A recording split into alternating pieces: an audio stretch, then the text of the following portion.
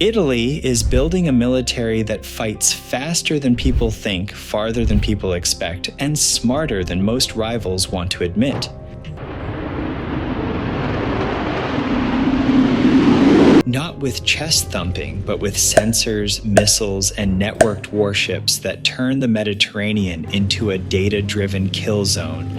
If you still file Italy under great culture, average hard power, the timeline says otherwise. On January 8, 2026, ACAR announced Italy's next-generation FREMM-EVO frigate program completed its critical design review across the platform, combat system, and whole ship domains.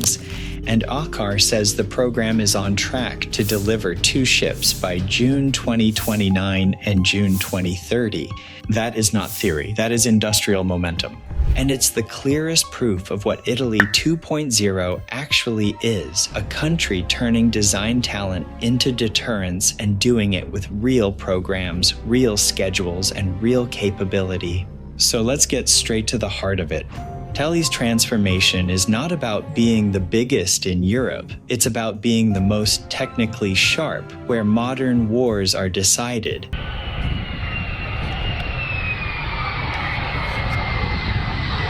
Seeing first, deciding first, and striking first while staying upgradable for the next decade of threats. Start at sea because this is where Italy's identity as a maritime power becomes a weapons strategy.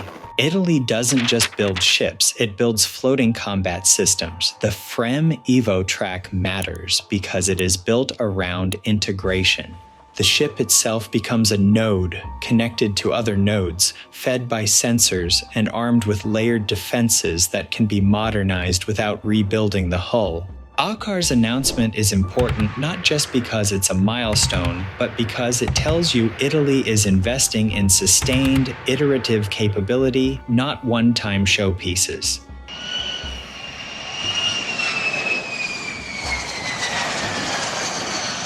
And if the ship is the body, the nervous system is the radar. Leonardo's Kronos dual-band radar is a perfect snapshot of the Italian approach. Leonardo describes it as a multifunction radar combining X-band and C-band built from 2 AESA architectures, Kronos Quad in C-band and Kronos Starfire in X-band, each with 4 fixed panels.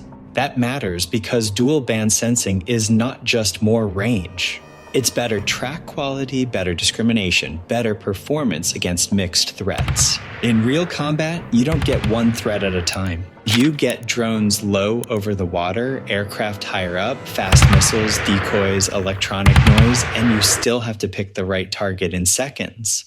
A dual-band architecture is built for that kind of chaos. Architecture is built for that kind of chaos. Now pair that sensing with Italy's defensive reflex and you start to understand why analysts who only count tanks and infantry miss the point. The Aster missile family is Franco-Italian, but Italy is central to the ecosystem that fields it across Europe. MBDA describes Aster's core agility feature as PIF and PAF, combining aerodynamic control with direct force control using lateral thrusters at the center of gravity of the kill vehicle. That is the kind of detail that sounds technical until you translate it into battlefield reality. It means that when a target maneuvers hard in the final seconds, the interceptor can maneuver harder. Eurosam also lists Aster's maximum speed as Mach 4.5, so Italy's modern naval air defense story is not "we have missiles." It's "we have the sensors to see complex threats early, and we have interceptors built for late-stage geometry where milliseconds decide who lives." Then Italy adds another layer that is quieter, more tactical, and honestly more Italian than people realize: the ability to strike without shouting. CAM-ER is a great example.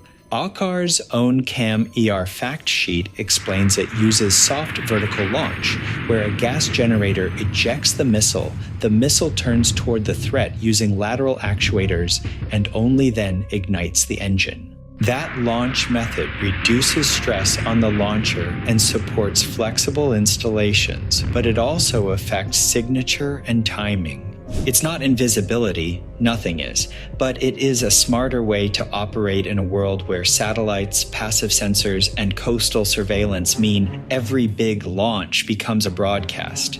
And notice the pattern. Italy is not chasing one superweapon headline. Italy is building layers. Radar, interceptor, soft launch missiles, and a ship program designed for continuous upgrades. Now take this logic ashore, and you'll see the same philosophy, mobility, precision, and survivability tuned for real-world operations. The Centauro line is Italy in a single vehicle. Fast, wheeled, deployable, and armed to punch above its weight. The Centauro 2 is an 8x8 armored platform, and the manufacturer highlights a 120mm gun configuration and top-tier mobility. Open technical summaries also consistently cite an Iveco engine in the 520 horsepower class for the Centauro family. Here's why this matters. Italy understands geography. In European and Mediterranean scenarios, the ability to move rapidly on roads, shift between theaters, and still deliver serious firepower is not a compromise. It's an advantage. A Centauro does not pretend to be a heavy main battle tank. It's a Predator built for speed, reaction time, and strategic flexibility. And this is where I'll make a clear opinion, not a fact. Italy's real genius is not any single platform. It's how naturally the country thinks in integration. It builds machines the way it builds engineering ecosystems. And in modern war, ecosystems win. That integration mindset also shows up in the air, especially in training, where Italy quietly has one of the strongest force multipliers in Europe. It produces pilots who are ready for complex networked combat. Leonardo's M346 training system is built around embedded simulation. Leonardo explicitly describes the embedded tactical training system, which allows the aircraft to emulate sensors, weapons, and computer-generated forces. And it also highlights live virtual constructive training, where pilots interact across real aircraft, simulators, and synthetic threat environments. That is how you shorten the path from trained to combat ready. You're not just teaching flying, you're teaching systems combat. You're teaching the pilot to process information, coordinate, and win in an environment where the cockpit is only one node in the wider network.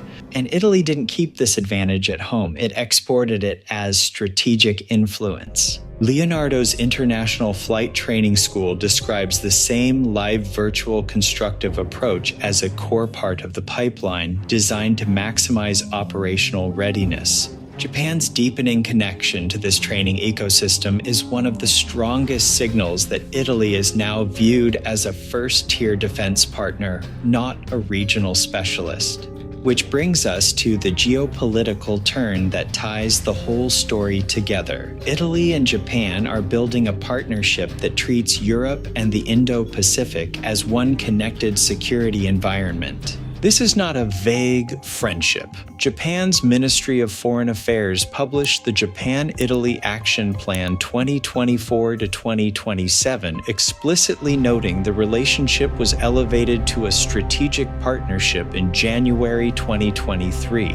They also signed an acquisition and cross-servicing agreement in Rome on November 25, 2024, according to Japan's foreign ministry, creating a framework for reciprocal provision of supplies and services between the forces of both countries. Those agreements are not symbolic. Logistics is how you turn political alignment into operational reality. And then came a moment that made this strategic logic impossible to ignore. On December 6, 2025, Reuters reported Japan said Chinese fighter jets directed their radar at Japanese aircraft near Okinawa. Italy's response was public and political. Italy's defense ministry wrote that Defense Minister Guido Crosetto expressed full solidarity with Japan regarding the December 6th incident involving a Chinese military aircraft targeting the radar of a Japanese self-defense forces plane. That is Italy placing itself on the mental map of Indo-Pacific security, not as a spectator, but as a partner with skin in the game. And Italy has backed this posture with real deployments. In 2024, Reuters reported Italy's carrier strike group led by the aircraft carrier Cavour made its first deployment to the Indo-Pacific, participating in Exercise Pitch Black in Australia and planning visits including Japan. This is the part that should make people rethink the stereotype. Italy is not only modernizing, Italy is demonstrating reach. Now connect that reach to industry, because this is where Italy's long game becomes obvious. The Global Combat Air Program is the keystone industrial project tying Italy, Japan, and the United Kingdom together. AP reported that BAE Systems, Leonardo, and Japan Aircraft Industrial Enhancement announced a joint venture under GCAP, aiming for an aircraft operational by 2035. So Italy is not just buying a future fighter. Italy is co-designing the future fighter, sharing the burden, and building the supply chain relationships that make long-term deterrence real. When you zoom out, the so-called quiet revolution becomes simple to describe. Italy is building a military that sees first through advanced radar and sensors, reacts fast through layered air defense, moves smart through mobile ground forces, trains relentlessly through embedded simulation, and partners globally through agreements and deployments that expand its strategic depth. And here's the challenge question for the comments, because I want to know where you stand. Do you think Italy is still underrated as a high-tech military power, or is the world finally waking up to what Rome has been building in plain sight? And if you're Italian watching this, what makes you most proud right now? The shipbuilding push with Fremevo, the radar and missile defense edge, the Centauro mindset of speed and firepower, or the fact that Italy is now shaping security conversations from the Mediterranean to Japan? Drop your take below, and if you disagree with anything, tell me exactly where. Because Italy 2.0 is not a vibe, it's programs, platforms, and partnerships, and the rest of Europe is going to have to decide whether it wants to follow that blueprint or be outpaced by it.